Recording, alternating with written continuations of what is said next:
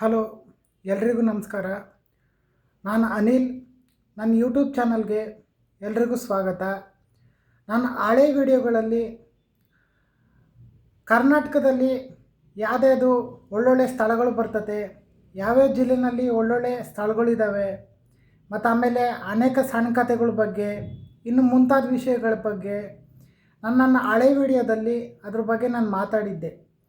ಮತ್ತು ಆಮೇಲೆ ಈ ವಿಡಿಯೋದಲ್ಲಿ ನಾನು ಯಾವ ವಿಷಯದ ಬಗ್ಗೆ ಮಾತಾಡಬೇಕಂತ ಅಂದ್ಕೊಂಡಿದ್ದೀನಿ, ನಾನು ಯಾವ ವಿಷಯ ತಗೊಂಡಿದ್ದೀನಿ ಅಂತಂದರೆ, ಇದು ಬಂದ್ಬಿಟ್ಟು ಈ ವಿಷಯದ ಹೆಸರು ಬಂದು ಹಂಪಿ. ಈ ಹಂಪಿ ಯಾವ ರೀತಿ ಇದೆ, ಮತ್ತು ಆಮೇಲೆ ಇದು ಎಷ್ಟು ಪ್ರಖ್ಯಾತಿಯನ್ನು ಹೊಂದಿದೆ, ಮತ್ತು ಅದಾದಮೇಲೆ ಇದು ಯಾವ ಸಾಮ್ರಾಜ್ಯವಾಗಿತ್ತು, ಮತ್ತು ಅದಾದಮೇಲೆ ಇದರಲ್ಲಿ ಏನೇನು ವಿಶೇಷತೆ ಇದೆ, ಮತ್ತು ಅದಾದಮೇಲೆ ಇವಾಗ ಮುಂಚೆ ಯಾವ ರೀತಿ ಇತ್ತು, ಮತ್ತು ಇವಾಗ ಏನಾಗಿದೆ ಅಂತೆಲ್ಲ ಈ ವಿಡಿಯೋದಲ್ಲಿ ನಾನು ಡಿಸ್ಕಸ್ ಮಾಡ್ತೀನಿ.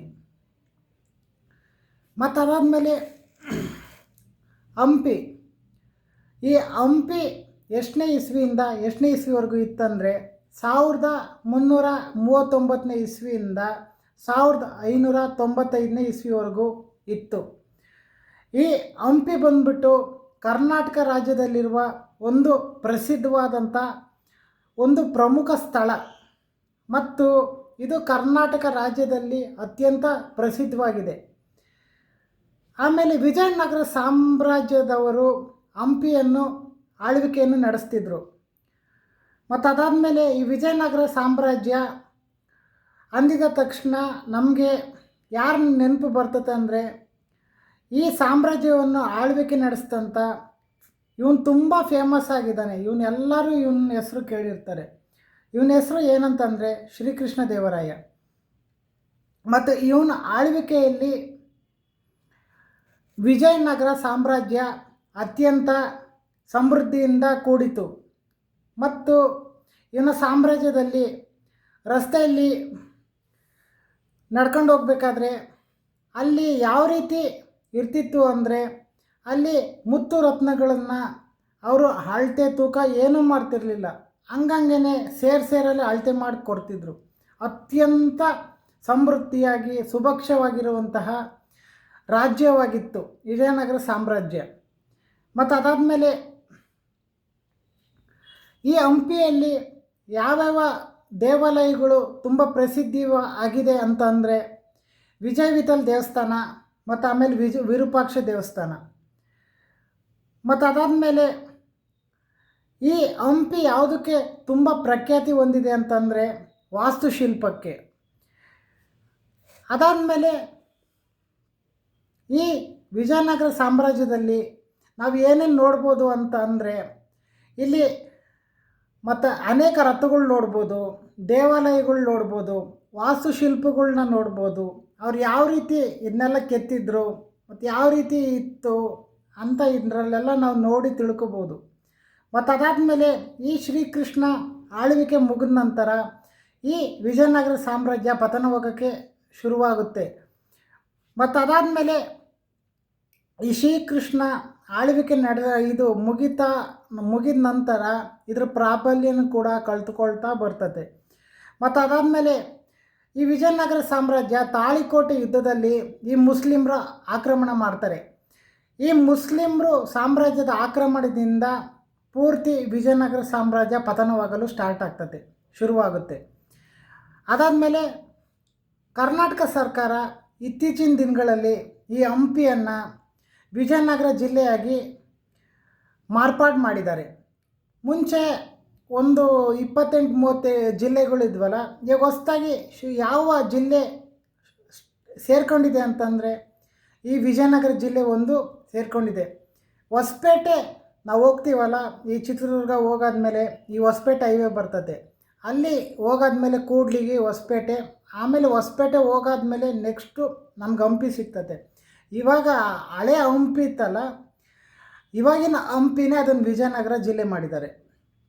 ಅದಕ್ಕೆ ಈ ಕೂಡ್ಲಿಗಿ ಇನ್ನು ಬೇರೆ ಬೇರೆನೆಲ್ಲ ಸೇರಿಸಿದ್ದಾರೆ. ಮುಂಚೆ ಬಳ್ಳಾರಿ ಜಿಲ್ಲೆಗೆ ಈ ಕೂಡ್ಲಿಗಿ, ಹೊಸಪೇಟೆ ಇನ್ನು ಅನೇಕ ಇದನ್ನೆಲ್ಲ ಸೇರಿಸಿದ್ರು.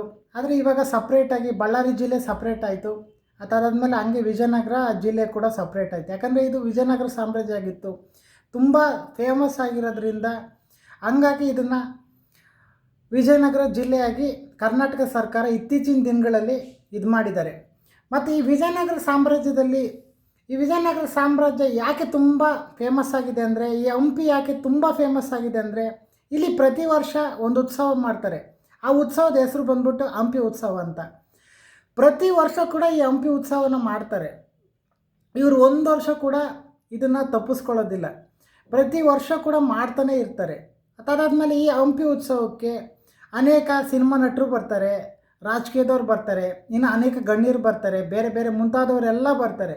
ಈ ಹಂಪಿ ಉತ್ಸವ ಯಾವ ರೀತಿ ಅಂದರೆ, ಕರ್ನಾಟಕದಲ್ಲಿ ಈ ಮಾರ್ಚ್ ತಿಂಗಳು ಬಂದರೆ ಸಾಕು, ಈ ಹಂಪಿ ಉತ್ಸವ ನಡೆಯುತ್ತೆ. ಈ ಹಂಪಿ ಉತ್ಸವಕ್ಕೆ ಯಾರ್ಯಾರು ಕಾಣಿಸ್ಕೊಂಡಿಲ್ದಿರೋರು ಕೂಡ ಈ ಹಂಪಿ ಉತ್ಸವಕ್ಕೆ ಬಂದು ಭಾಗವಹಿಸ್ತಾರೆ, ಅದ್ರ ಬಗ್ಗೆ ಮಾತಾಡ್ತಾರೆ. ಮತ್ತು ಈ ಹಂಪಿ ಉತ್ಸವ ಭಾರಿ ಫೇಮಸ್ಸು. ಮತ್ತು ಅದಾದಮೇಲೆ ಈ ಹಂಪಿ ಅಂದರೆ ಯಾವ ರೀತಿ ಅಂದರೆ ತುಂಬ ಫೇಮಸ್ ಆಗಿದೆ. ಯಾಕಂದರೆ ವಿಜಯನಗರ ಸಾಮ್ರಾಜ್ಯ ಅವಾಗಿಂದನೂ ತುಂಬ ಪ್ರಖ್ಯಾತಿ ಹೊಂದಿತ್ತು. ಶ್ರೀಕೃಷ್ಣ ದೇವರಾಯ ಕೂಡ ಪ್ರಖ್ಯಾತವಾಗಿರೋಂತಹ ಈ ಸಾಮ್ರಾಜ್ಯದಲ್ಲಿ ತುಂಬ ಗೊತ್ತಿರೋಂಥ ಹೆಸರು ಕೂಡ ಇವಂದೇ. ಮತ್ತು ಆಮೇಲೆ ತುಂಬ ಚೆನ್ನಾಗಿ ಆಳ್ವಿಕೆ ನಡೆಸ್ತಿದ್ದಂಥ ರಾಜ ಕೂಡ ಇವನ ಹೆಸರಲ್ಲಿ ಸಿನಿಮಾ ಕೂಡ ಬಂದಿದೆ ರಾಜ್ಕುಮಾರ್ದು. ಹಂಗಾಗಿ ಈ ಹಂಪಿ ಉತ್ಸವ ತುಂಬ ಚೆನ್ನಾಗಿ ನಡೆಸ್ತಾರೆ. ಈ ಹಂಪಿ ಉತ್ಸವದಲ್ಲಿ ಹೆಲಿಕಾಪ್ಟ್ರು ಸವಾರಿ ಕೂಡ ಮಾಡ್ಬೋದು. ಯಾರು ಬೇಕಾದ್ರೂ ದುಡ್ಡು ಕೊಟ್ಟರೆ ಅವರು ಒಂದು ರೌಂಡ್ ಹಿಂಗೆ ಕರ್ಕೊಂಡೋಗಿ ಬರ್ತಾರೆ. ಅದಾದಮೇಲೆ ಈ ಹಂಪಿ ಉತ್ಸವ ತುಂಬ ಫೇಮಸ್ ಆಗಿದೆ. ಪ್ರತಿಯೊಬ್ಬರು ಕೂಡ ಈ ಮಾರ್ಚ್ ಬಂತಂದರೆ ನಾವು ಹಂಪಿ ಉತ್ಸವಕ್ಕೆ ಹೋಗಲೇಬೇಕಂತ ಎಲ್ಲರೂ ಅಂದ್ಕೊತಾರೆ. ಹಂಗಾಗಿ ಈ ಹಂಪಿ ಉತ್ಸವ ಒಂದು ವರ್ಷ ಕೂಡ ಯಾರೂ ಮಿಸ್ ಮಾಡಲ್ಲ. ಮತ್ತು ಆಮೇಲೆ ಪ್ರತಿ ವರ್ಷ ಮಾರ್ಚ್ನಲ್ಲಿ ಇದು ನಡೀತದೆ. ಹೆಂಗೆ ಈ ಮೈಸೂರಿನಲ್ಲಿ ದಸರಾ ನಡೀತದೋ ಹಂಗೆ ಈ ಹಂಪಿ ಉತ್ಸವ ಕೂಡ ಹಂಪಿನಲ್ಲಿ ನಡೀತದೆ. ಇವಾಗ ವಿಜಯನಗರ ಜಿಲ್ಲೆ ಮಾಡಿದಾರಲ್ಲ, ಅಲ್ಲಿ ನಡೀತದೆ ಇದು. ಮತ್ತು ಅದಾದಮೇಲೆ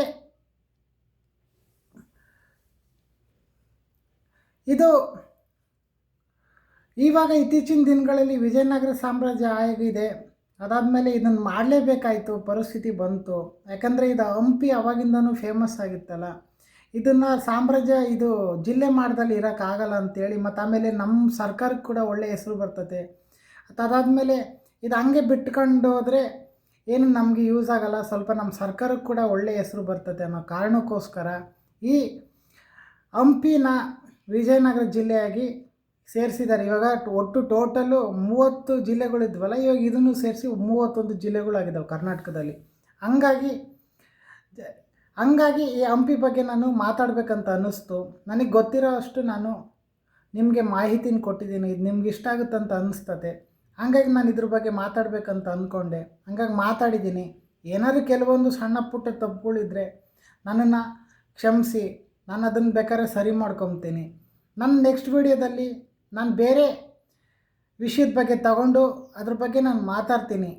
ಈ ವಿಡಿಯೋನ ನಾನು ಇಲ್ಲಿಗೆ ನಿಲ್ಲಿಸ್ತಾ ಇದ್ದೀನಿ. ಎಲ್ರಿಗೂ ಧನ್ಯವಾದಗಳ. Thank you so much.